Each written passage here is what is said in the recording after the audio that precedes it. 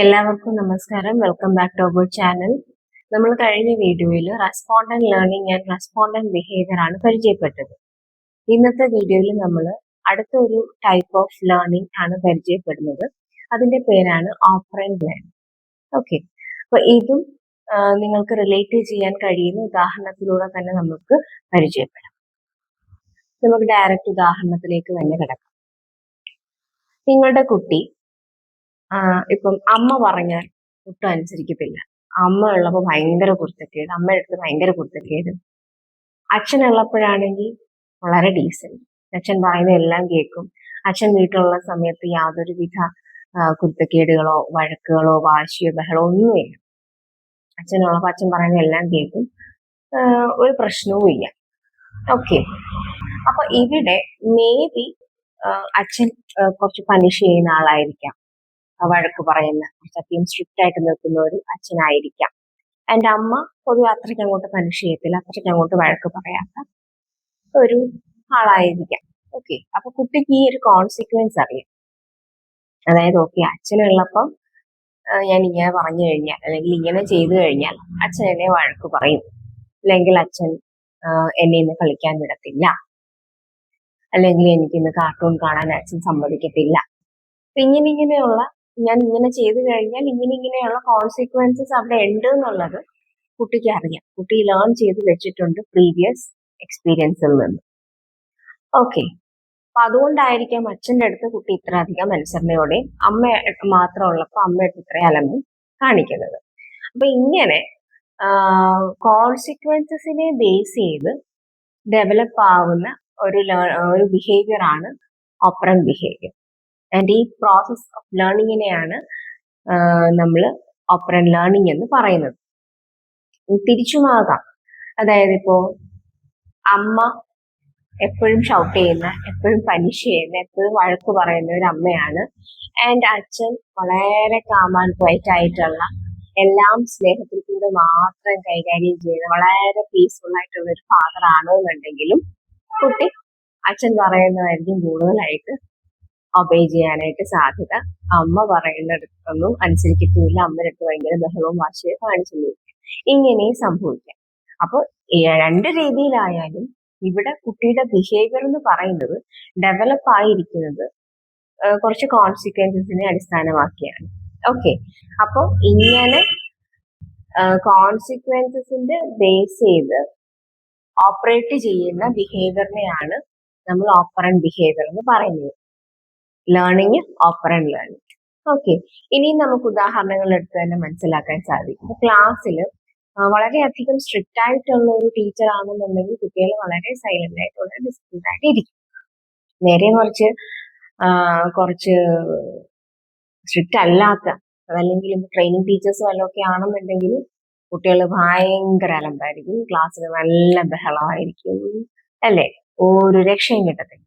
അപ്പൊ ഇതും എന്താണ്, കോൺസിക്വൻസിനെ ബേസ് ചെയ്തിട്ടുള്ള ഒരു ബിഹേവിയർ ആണ്. സ്ട്രിക്റ്റ് ആയിട്ടുള്ള ടീച്ചറിന്റെ ക്ലാസ്സിൽ നന്നായിട്ട് ഇരുന്നില്ല എന്നുണ്ടെങ്കിൽ എന്താണ് സംഭവിക്കാൻ പോകുന്നത് എന്നുള്ളത് കുട്ടികൾക്ക് അറിയാം.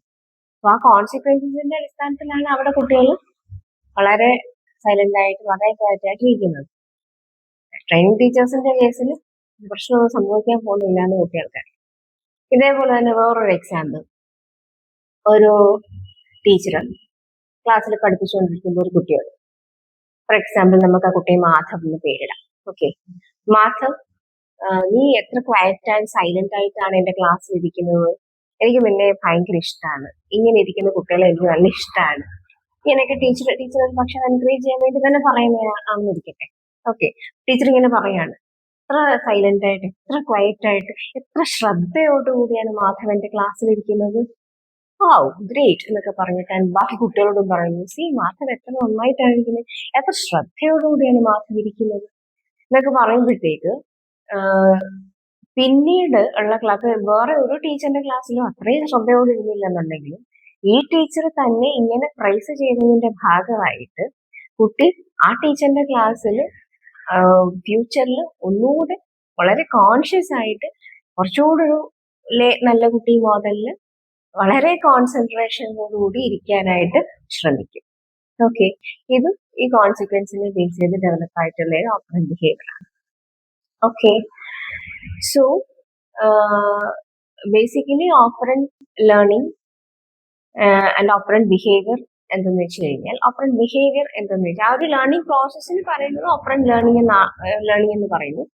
ഓപ്പറന്റ് ബിഹേവിയർ എന്താന്ന് വെച്ച് കഴിഞ്ഞാൽ സിമ്പിൾ ആണ്.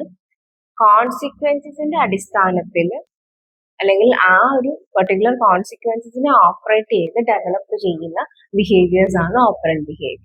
ഈ ഉദാഹരണം പറഞ്ഞിട്ട് തന്നെ അത് ക്ലിയർ ആയെന്ന് ഞാൻ വിശ്വസിക്കുന്നു.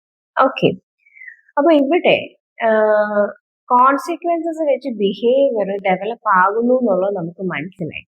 ഈ ഒരു അറിവിൽ നിന്നിട്ടാണ് മറ്റ് രണ്ട് ടെക്നിക്സുകൾ ഡെവലപ്പ് ആയിട്ടുള്ളത്. കുട്ടികളുടെ ബിഹേവിയർ മോഡിഫിക്കേഷൻ, കുട്ടികളുടെയും അല്ല മുതിർന്നവരിലും അത് ആപ്ലിക്കബിൾ ആണ്. ശരി, ഓക്കെ, എല്ലാവരിലും ആപ്ലിക്കബിൾ ആണ്. പിന്നെ നമ്മളിവിടെ ചൈൽഡ് ബിഹേവിയർ ഫോക്കസ് ചെയ്യുന്നത് കൊണ്ടാണ് ഞാൻ അതെടുത്ത് സ്ട്രെസ് ചെയ്ത് കുട്ടികളിൽ നിന്ന് പറയുന്നത്. ഓക്കെ, അപ്പോ കുട്ടികളിൽ ബിഹേവിയർ മോഡിഫിക്കേഷനിൽ ഏറ്റവും ഇമ്പോർട്ടന്റ് ആയിട്ടുള്ളതും വളരെ ശ്രദ്ധയോടുകൂടിയും അപ്ലൈ ചെയ്യേണ്ട രണ്ട് ടെക്നിക്സ് ആണ് റീഇൻഫോഴ്സ്മെന്റ് ആൻഡ് പണിഷ്മെന്റ്. ഈ രണ്ട് ടെക്നിക്സും ഡെവലപ്പ് ആയിരിക്കുന്നത് ഈ ഒരു പ്രിൻസിപ്പിളിനെ അടിസ്ഥാനമാക്കിയാണ്. അതായത് ഇങ്ങനെ ചില കോൺസിക്വൻസസിനെ ബേസ് ചെയ്ത് ബിഹേവിയർ ഡെവലപ്പ് ചെയ്യുന്നുണ്ട് എന്നുള്ള ഒരു അറിവിലാണ് ഈ റീഇൻഫോഴ്സ്മെന്റ് ആൻഡ് പണിഷ്മെന്റ് എന്ന് പറഞ്ഞ രണ്ട് ടെക്നിക്സ് ഡെവലപ്പ് ചെയ്ത് കൊണ്ടുവന്നിട്ടുള്ളത്. അത് ഡെവലപ്പ് ചെയ്തേക്കുന്നത് നമ്മളുടെ സൈക്കോളജിസ്റ്റ് ആയ BF സ്കിന്നർ തന്നെയാണ്. ഓക്കെ, ഞാൻ ആ കാര്യങ്ങളിലേക്കൊന്നും ആധികാരികമായിട്ട് പോകുന്നില്ല, കാരണം അത് നമ്മളുടെ ഇവിടുത്തെ ഒരു ചർച്ചാ വിഷയമേ അല്ല. ഓക്കെ, പാരന്റ്സിന് ഉപകാരപ്പെടുന്ന രീതിയിലുള്ള കാര്യങ്ങൾ അവർക്ക് മനസ്സിലാവുന്ന രീതിയിൽ എത്തിക്കുക എന്നുള്ളത് മാത്രമാണ് നമ്മളുടെ ഉദ്ദേശം. അപ്പോൾ റീഇൻഫോഴ്സ്മെന്റ് എന്ന് പറയുന്നത് എപ്പോഴും ഒരു ബിഹേവിയറിനെ സ്ട്രെങ്തൻ ചെയ്യുന്ന, അല്ലാന്നുണ്ടെങ്കിൽ ഇൻക്രീസ് ചെയ്യുന്ന ഒരു കോൺസിക്വൻസ് ആണ് റീഇൻഫോഴ്സ്മെന്റ്. പണിഷ്മെന്റ് എന്ന് വെച്ച് കഴിഞ്ഞാൽ ഒരു പെർട്ടിക്കുലർ ബിഹേവിയറിനെ ഡിക്രീസ് ചെയ്യുന്ന അല്ലെങ്കിൽ ആ ബിഹേവിയറിന്റെ സ്ട്രെങ്ത് കുറയ്ക്കുന്ന ഒരു കോൺസിക്വൻസിനെയാണ് നമ്മൾ പണിഷ്മെന്റ് എന്ന് പറയുന്നത്.